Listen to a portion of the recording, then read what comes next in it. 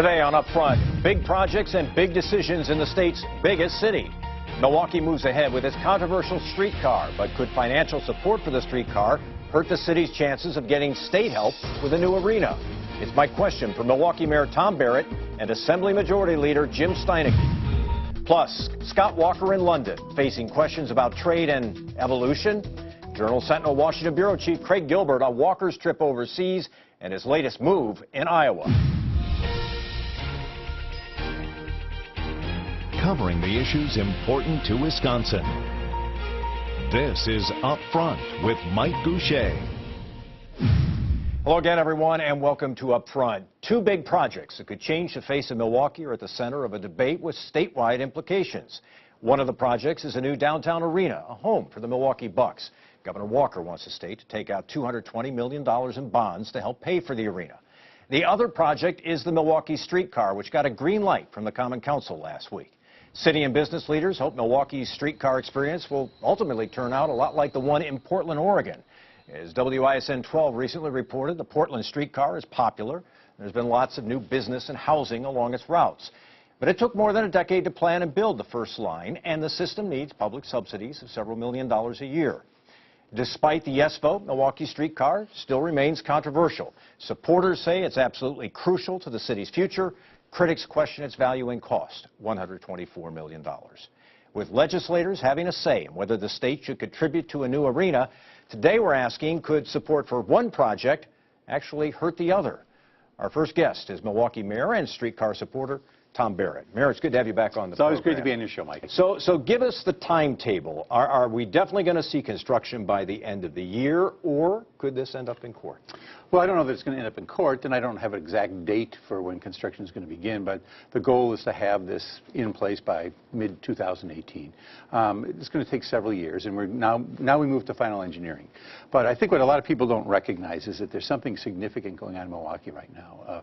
If you look at the public and private investment in the city from 2005 to 2014, if you look at what's done, what's in the ground right now, and what's on the horizon, it's close to $5 billion in investment. And along with that, we're seeing literally tens of thousands of people who are now living in the center of the city. And so it's a much different city than it was even 5 or 10 years ago. And I think that that's going to continue. So this is part of a larger vision about how we grow the largest city in the state. And you've been pretty forthright about the fact that this is not going to end with a 2.5-mile route. You want to see this go well beyond that in the future. That's my goal. How soon do you begin work on that part of it? Well, what I was told, because I visited Portland several years ago, and I was told at that time that this debate was going to go like this, that before it started, the debate from the other side is going to be, this is the end of Western civilization as we know it, that this is just horrific. But once you get it in the ground and people start riding it, then the debate changes to, well, how can I get this extended? How can I get it extended north to Bronzeville, northeast to UWM, south toward the airport? And we're going to have to be aggressive and proactive in looking for federal dollars to do that. But that's my intent. Again, that's my vision is to do that. Obviously, we're going to have the dollars to do that, and I'm being responsible by starting with what we have right now, what we can pay for right now. You still got a fair amount of convincing to do with the public, because there are people out there, and I'll just go through the arguments very quickly. They say, look, what does the streetcar do for poor black people in our city? What does the streetcar do for the shrinking middle class? What does the streetcar do for people who simply just feel that there are other priorities for the city? What do you say to that? And my response to that is, if you look at where we're starting right now, the downtown, and it's important to have a healthy downtown. My roots are in the neighborhoods. I came up through the neighborhoods. My political base has always been in the neighborhoods. But we have to have a healthy downtown. And the reason you have to have a healthy downtown is downtown constitutes about 3% of the city's land mass. But it produces 18% of the city's tax revenue. You've got to have that donor district, which is what the downtown is, healthy so that you can help pay for the services throughout the city. One of the interesting, I guess, secondary stories from this is the fact that there are people, state lawmakers, who say the fact that you've gone all in for the streetcar, that there's going to be public dollars used to help this get off the ground here, is hurting efforts to build a new arena. That they look now at the governor's proposal to bond for $220 million, and they say, why are we doing that? If the city of Milwaukee has money to kick in on one big project, Why can't they kick on the other? Well, I think that those who look at it more carefully and are being honest about what's going on understand that we start out with the $54 million of federal money, but then the tax incremental financing, or the TIF financing that we're using, that's by state law, that's tied geographically to a location. In other words, by having a TIF district near the lake, you cannot use that money for an arena. It has to be tied physically to that area of the city, geographically to that area.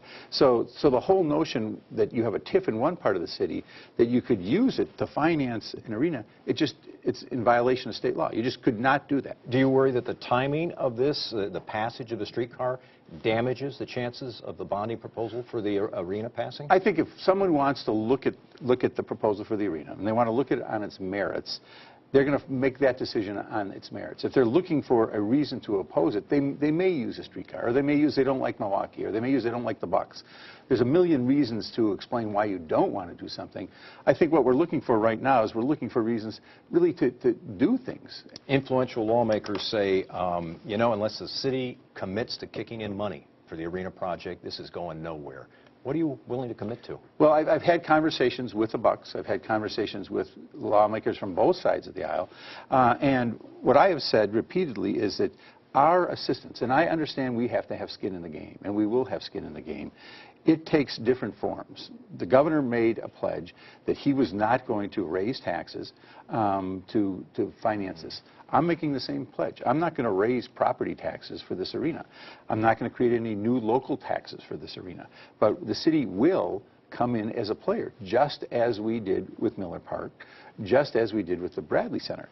Where we come in is more in the area of street vacations, as they're called, utility work, parking.